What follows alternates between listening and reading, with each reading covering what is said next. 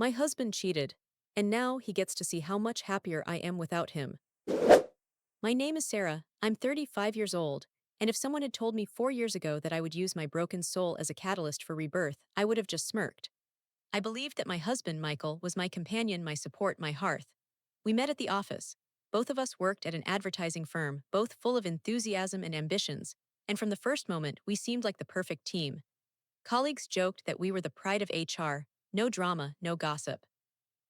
Just the two of us, mutual support, tenderness, and shared dreams. I genuinely thought our connection was real. We tied the knot after 2 years of dating, and at the time, it felt like the whole universe was dancing to our music. We bought a modest cottage, adopted a cat, saved for vacations. At night, we'd sip beer, laugh, discuss the future, and I thought true bliss was exactly like that. The first signs were minor. He started coming home late from work. At first, new project, tight deadlines, stress, then party with friends. Later, just don't pry, I'm exhausted. I remember one time he came back at 1 a.m., reeking of someone else's scent. He explained it as from a colleague who hugged everyone after the meeting. I accepted it then. Or rather, chose to accept it. We so often deceive ourselves just to hold onto the illusion of stability. Everything collapsed suddenly. Not like in the movies, no grand showdowns, no sobbing on the porch. Just one dawn, when I picked up his smartphone to set an alarm, I saw a notification from a woman named O. The text was concise. You were amazing last night. Can't get you out of my head. I remember in that second the world seemed to freeze. Even the ticking of the desk clock became deafening. I looked into the chat. Months of deception had piled up there. Jokes, photos, plans to rent a cottage for the weekend. I sat on the edge of the bed, reading how my husband, the one who promised, until my last breath, discussed how to cleverly deceive me to spend the evening with her. He walked into the bedroom, stretching, with a mug of tea, and in that moment I realized I no longer wanted to be the one who endures in silence. I simply said, "Who's Olivia?" He froze, then he gave the classic set. "It's nothing, we were just chatting, you're seeing it all wrong." But he forgot that I'd read everything. Without a word, I handed him the gadget and left. He didn't try to stop me, and believe me, that was the most horrific part. I moved in with a friend. At first, I cried, then screamed, then just lay on the carpet staring at the ceiling. My mind kept spinning one question: why don't I deserve better? Only later did I realize it wasn't about my inadequacy, but his insincerity. 10 days later, he sent a long message. He apologized, sobbed on the phone, insisted it was a mistake. He's seen the light. I stayed silent. He showed up at the house, left notes, even sent bouquets to the office. All the colleagues knew but pretended to be blind, and I kept moving forward. I got a gym membership, updated my hairstyle, bought a new wardrobe. Not for him, for myself. For the first time in ages, I felt like I could breathe deeply, that I was free to decide for myself. 3 months later, I started a podcast about recovery after infidelity. At first, it was like therapy, I just shared my thoughts. Then hundreds of women subscribed, those who'd been through the same. We cried, giggled, encouraged each other. My podcast evolved into a community. And then, 8 months later, Michael wrote again. "I see how you've changed. I admire you. I want to fix everything." And in that moment, something switched inside me.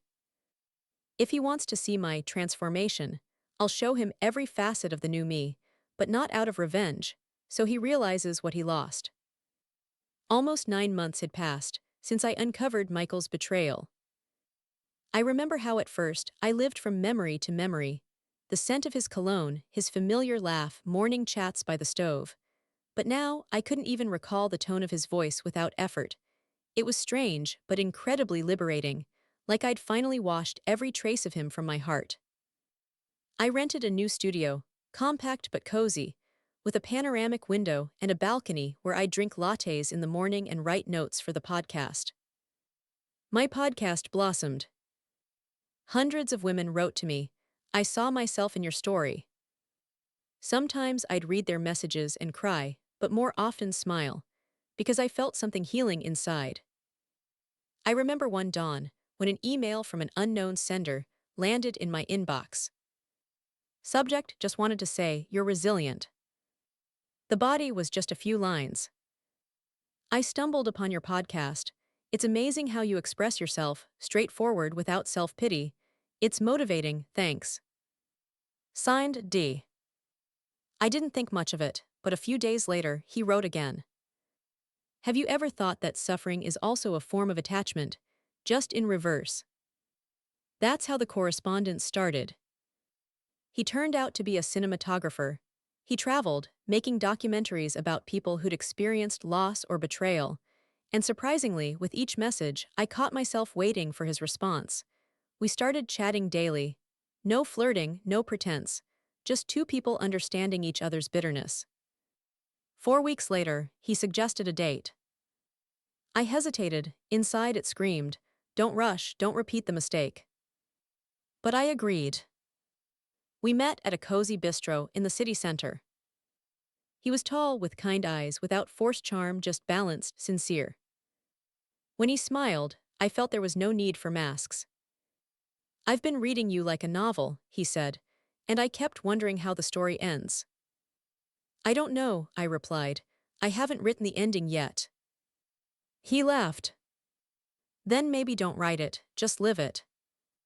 From then on, we saw each other more regularly. I didn't call it a romance, it was just inspiration. After hurricanes and storms, a calm where I finally felt at peace. And then strange coincidences happened. One day, he mentioned he'd run into my ex-husband. Really, I tensed up. Yeah, by chance at the mall, he was with some woman. I nodded, my soul didn't stir at all. And that's when I understood, I was free. The pain was gone, along with the attachment. 10 days later, Michael wrote himself. I know you're at peace, I see your posts, your projects, and I don't recognize you. I didn't expect you'd become so strong without me. I stared at the screen for a long time. Before, words like that would have crushed me. Now I just smiled. I sent one reply. I was always like this, you just found it easier to believe otherwise. He tried again. Maybe we can meet, I don't want anything, just talk. And believe me, I agreed, not for him, for myself, to put the final comma. We met at the same bistro, where we once celebrated our anniversary. He showed up with that same confident expression, as if expecting I still held vulnerability for him. But I felt nothing anymore. No anger, no pity, just a vacuum, light like after a long illness. You've changed, he said. No, I countered. I just stopped existing for you. He tried to talk about chances, mistakes, fate. But I listened and saw, across from me, a stranger. Not an enemy, just a figure from the past who once chose to betray. At one point he asked, "Are you seeing someone?" I didn't intend to lie. Yes. He looked down, and for the first time, I saw his facade of confidence cracking. Does he make you happy? I make myself happy, I said quietly. He just doesn't get in the way. After that he left. No drama, no noise, just walked away like I once did. But a few days later, our mutual friends started messaging me. It turned out he was posting on social media things like, "True love always comes back," and even reposting old photos of us. I could have exploded, could have gotten outraged.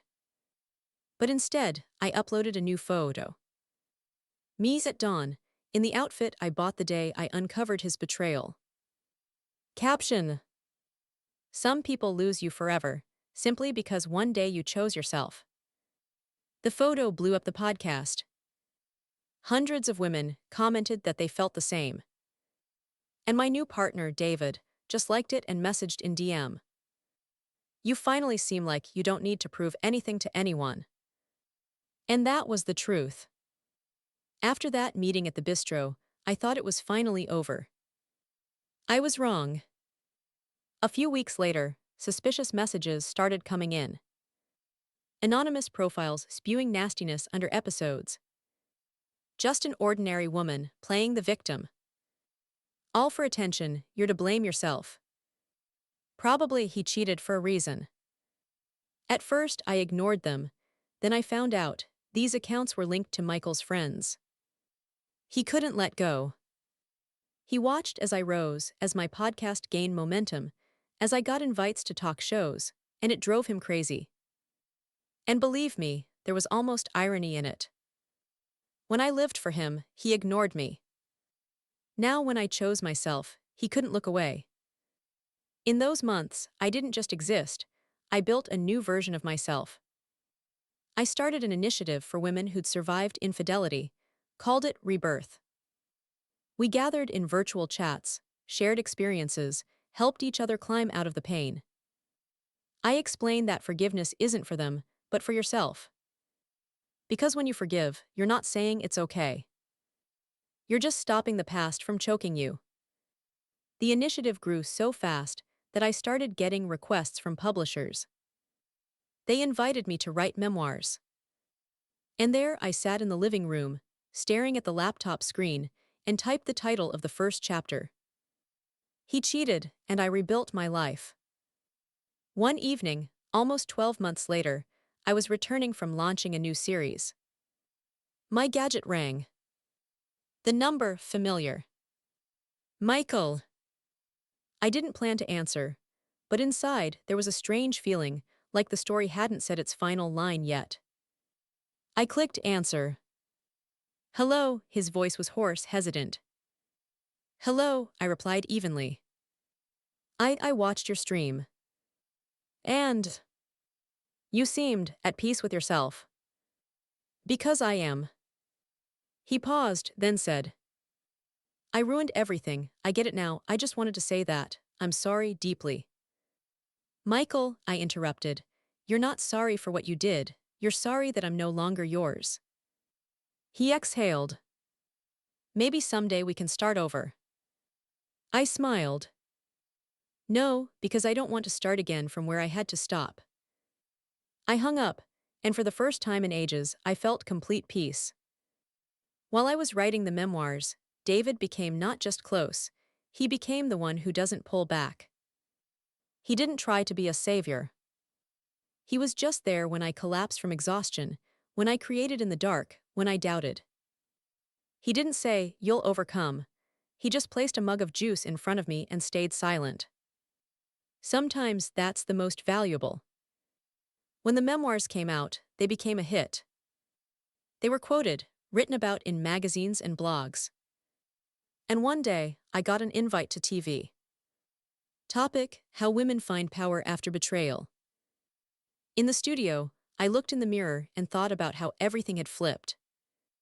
Just 3 years ago, I stood before the same reflection, crying with smeared makeup. And now, I'm ready to tell the world that pain isn't the end, but the beginning. The broadcast was a success. And that's when I got a text from Michael. I watched you, you've become someone, but I still don't get why you didn't fight for us. I stared at the screen and burst out laughing. The fight was there, just not for us, for me. A few months after the memoir release, I got an invite to speak at a symposium for business leaders. Topic: Psychological resilience. I stood on the stage before thousands and said, when someone betrays you, they don't destroy you, they just show you where you rebirth. The audience erupted in applause. And in the front row, I suddenly noticed a familiar silhouette. Michael. He sat, slightly hunched, listening. After the speech, he approached. I wanted to see you, just see. You saw, I smiled, alive at peace without your control. I didn't suspect you were capable of this. And you never tried to find out. He tried to start a conversation, but I waved my hand. You know, the scariest thing isn't that you cheated, it's that I once thought without you, I was nothing. He looked away. Sorry, he whispered. It's done. And I walked away. Not to show triumph. Because it was no longer my story. A year later, I launched a second project, a foundation to help women, which I started with grants, sponsorships, and personal investments. The opening was live-streamed. Hundreds of viewers sent words of gratitude. And among the comments, I spotted one name. Michael.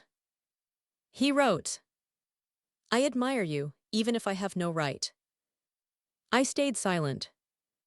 Just closed the laptop, stepped outside, breathed in the cool air, and smiled.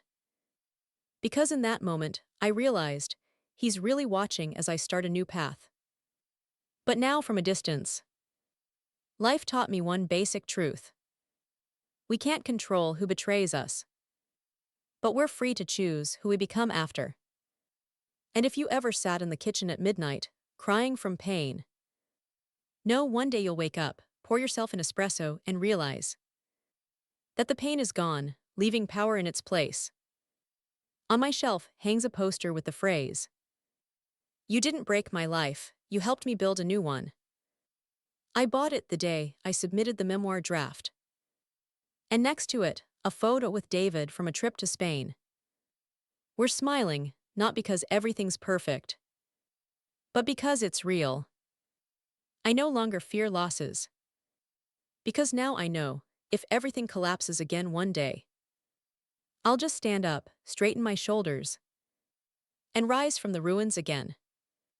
3 years have passed since I said my final goodbye to Michael. Since then, my reality has changed beyond recognition. The Rebirth initiative became global. We opened offices in 4 countries, and I led seminars on turning suffering into energy. My memoirs were translated into 6 languages. And every time I read a response from a woman who wrote, You helped me survive, I realized everything that happened had a purpose. But with success came something I didn't foresee: attention. The press started digging into my privacy. Interviews, shoots, articles. And with every mention of my name in the news, somewhere in the shadows, he stirred again. The first message from Michael came through the editorial office. Neat, tidy font. He wrote that he regrets, wants to meet, discuss, justify. I ignored it. The second arrived 6 months later, already to the corporate email. I've been in therapy. I figured out why I ruined everything. Please give me a chance to just meet. Once. I didn't respond to that either. And then the strange started. My PR person noted that several fake profiles appeared on social media in my name. They posted distorted quotes, private photos, old pics with Michael. Wrote, Sometimes passion comes back. It was an attempt at manipulation, an old tactic, revived under the guise of fixing mistakes. I thought long about whether to respond. But then I realized, silence is sometimes louder than any words. I recorded a video address.